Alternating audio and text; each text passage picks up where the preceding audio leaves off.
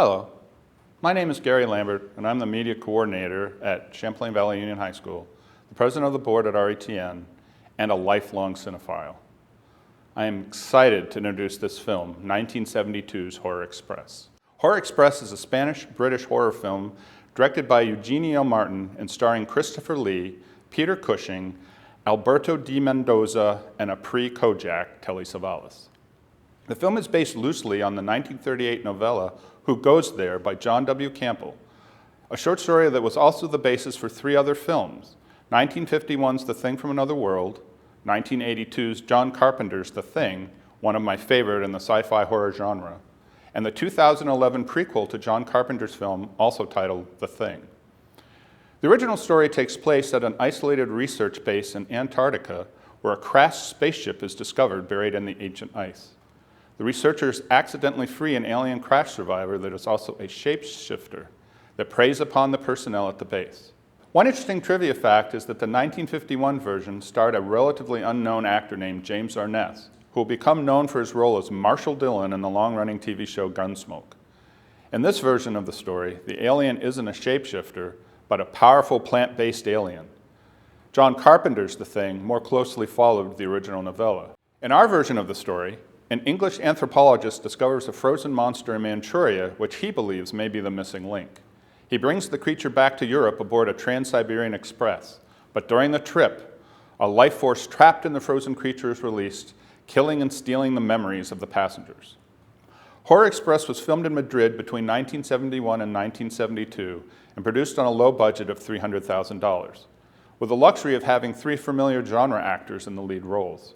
December 1971 was the first Christmas for Peter Cushing since the death of his wife Helen.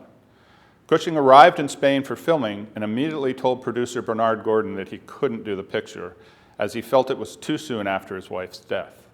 In a dinner with Christopher Lee and Gordon, Christopher Lee convinced Cushing to stay on by reminiscing with him about the previous films the two had worked on together. Christopher Lee's family made it as warm an affair as possible for Cushing, despite the freezing working conditions. Both Cushing and Lee may be better known from their many roles in the Hammer Studio horror pictures from the 1960s and 70s. Both men shared the screen in such Hammer classics as the Dracula series, as well as other Hammer Gothic horrors. Horror Express actually provided one of the few starring roles where the two actors get to work in unison rather than opposing one another, with Cushing getting the most amusing lines. During the production, there was only one set available for the interior of the train cars. All of the scenes for each train had to be shot in order, and then the set would be changed for the next train car. The train interior sets and the train model used for the exterior sets were the same sets that the producer-director had just used for their collaboration Pancho Villa in 1972, which incidentally also featured Telly Savalas.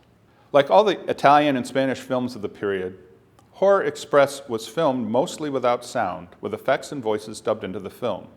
Lee and Cushing and Savalas all provided their own voices for the English market version, and it makes it a little easier to watch. Some fun things to watch for while you're watching Horror Express, because of the film's low-budget production, are things like in a brief panning scene of the train speeding through the night in the snow, immediately following the scene where the guards force open the crate. It's pretty easy to tell that what you're seeing is actually a small-scale toy train and not an actual train. When Saxon speaks with Murov in his compartment, the view out of the window is stationary and not moving, although they are racing through the snow on a moving train. Another incident, after the guards check the room with two sleeping children, we see a door open in the compartment, and in the background, you can watch the children's eyelids as they quiver, pretending to be asleep. My favorite, though, is the human brains in the autopsy scene are obviously made of foam rubber because when they touch them, it looks really fake. On release, Horror Express received mixed reviews. On their website Rotten Tomatoes, the film has a 57% approval rating with an average rating of 6.6 out of 10. Frequent airings on television throughout the 1970s and 80s helped this film develop a devoted cult following among horror fans. So now, please grab some popcorn, turn down the lights, and come aboard the Trans-Siberian Horror Express.